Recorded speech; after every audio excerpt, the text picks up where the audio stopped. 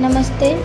सदगति कहानी के पार्ट 1 में आपने जाना कि कैसे दुखी चमार भूखा रहकर भी कुल्हाड़ी से लकड़ी काट रहा था।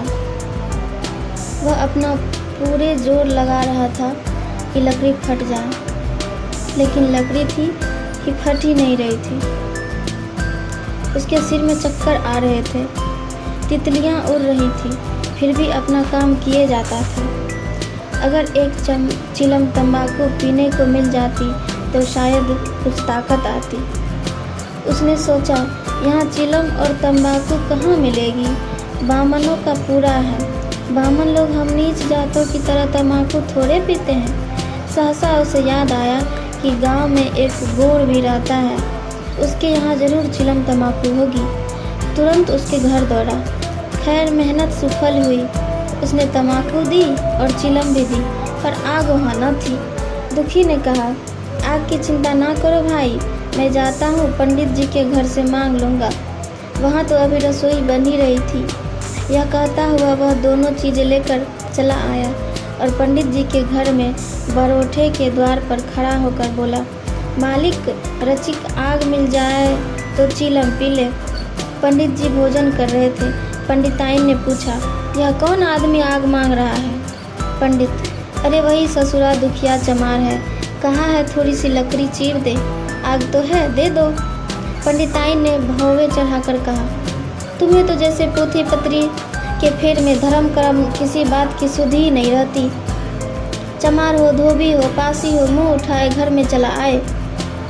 हिंदू का घर न हुआ कोई सराय हुई, कह दो दाढ़ी जाड़ से चला जाए, नहीं तो इस लुआठे से मुँह झुलस दूंगी, आग मांगने चले हैं। पंडित ने उन्हें समझा कर कहा, भीतर आ गया तो क्या हुआ, तुम्हारी कोई चीज़ तो नहीं रही। धरती पवित्र है, जरा सा आग दे क्यों नहीं दे देती? काम तो हमारा ही कर रहा है। कोई लोनिया यही लकड़ी फाड़ता तो कम से कम 4 आने लेता। पंडिताइन ने गरज कर कहा, वह घर में आया क्यों? पंडित ने हार कर कहा, ससुरे का अभागा था और क्या। पंडिताइन, अच्छा इस वक्त तो आग दिए देती हूँ, लेकिन फिर जो इस तरह घर में आएगा तो उसका मुंह ही जला दूंगी। दुखी के कानों में इन बातों की भनक पड़ रही थी। पछता रहा था, नाहक आया। सच तो कहती है, पंडित के घर में चमार कैसे चला आए? बड़े पवित्र होते हैं यह लोग, तभी तो संसार पूजता है, तभी तो इतने महान हैं। भर चमार थोड़े ही हैं। इसी गांव में बूढ़ा हो गया, मगर मुझको अकल अभी तक नहीं आई। इसलिए जब पंडिताइन आग लेकर निकली तो मानो वह स्वर्ग का वरदान पा गया। दोनों हाथ जोड़कर जमीन पर माथा टेकता हुआ बोला, पंडिताइन माता, मुझसे बड़ी भूल हुई कि घर में चला आया।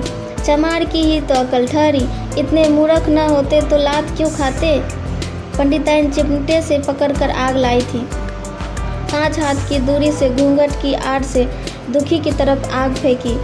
आग की बड़ी सी चिंगारी दुखी के सिर पर पड़ गई। जल्दी से पीछे हटकर सिर के झोंटे देने लगा। उसने मन में कहा, यह एक ब्राह्मण के घर को अपवित्र करने का फल है।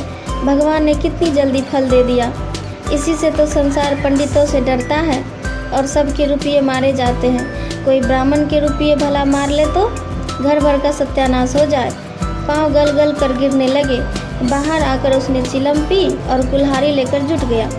खटखट की आवाज़ें आने लगी। उस पर आग पड़ गई तो पंडिताइन को उस पर कुछ दया आ गई। पंडित जी को भोजन करके उठे तो बोली, इस चमरवा को भी कुछ खाने को दे दो, बेचारा कब से काम कर रहा है, भूखा होगा। पंडित जी ने इस प्रस्ताव को व्यवहारिक क्षेत्र से दूर समझकर पूछा, रोटियां हैं? पंडिताइन, 2-4 बच जाएंगी। पंडित, 2-4 रोटियों में इनका क्या होगा, चमार है, कम से कम शेर भर चढ़ा जाएगा। पंडिताइन कानों पर हाथ रखकर बोली, अरे बाप रे, शेर भर? तो फिर रहने दो। पंडित जी ने अब शेर बनकर कहा, कुछ भूसी चौकड़ी हो तो आटे में मिलाकर 2 ठो लिट्टी ठोक दो, साले का पेट भर जाएगा। पतली रोटियों से तो इन नीचों का पेट भरता नहीं, इन्हें तो ज्वार का लिट्टा चाहिए। पंडिताइन ने कहा, अब जाने भी दो, धूप में कौन मरे।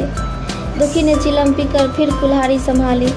दम लेने से जरा हाथों में ताकत आ गई थी। कोई आधा घंटा तक कुल्हाड़ी चलाता रहा, फिर बेदम होकर वहीं सिर पकड़ के बैठ गया। इतने में वही गोंड आ गया, बोला, क्यों जान देते हो ये दादा, तुम्हारे फाड़े या नहीं फटेगी गांठ, नाहक हलकान होते हो। दुखी ने माथे का पसीना पोंछकर कहा, अभी गाड़ी भर भूसा ढोना है भाई। गोंड, कुछ खाने को मिला कि काम ही करवाना जानते हैं, जाके मांगते क्यों नहीं। दुखी, कैसी बातें करते हो चिखुरी, ब्राह्मण की रोटी हमको पचेगी। गोंड, पचने को तो पच जाएगी, पहले मिले तो। मूंछों पर ताव देकर भोजन किया और आराम से सोए। तुम्हें लकड़ी फाड़ने का हुक्म लगा दिया, जमींदार भी कुछ खाने को देता है, हाकिम भी बेगार लेता है तो मजदूरी देता है, या उनसे भी बढ़ गए, उस पर धर्मात्मा बनते हैं। दुखी, धीरे धीरे बोलो भाई, कहीं सुन ले तो आफत आ जाए।